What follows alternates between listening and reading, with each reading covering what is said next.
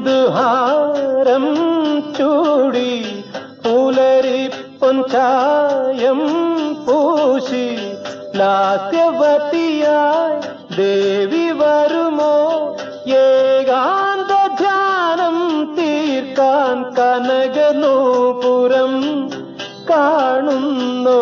കളകളാരവം കേൾക്കുന്നു ഹൃദയം പിടയും പുതുലകരിയിൽ മിഴികൾ തിരയും തവവദനം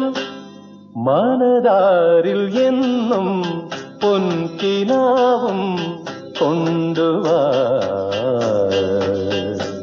ഹൃദയേശ്വരി മമ ജീവനിൽ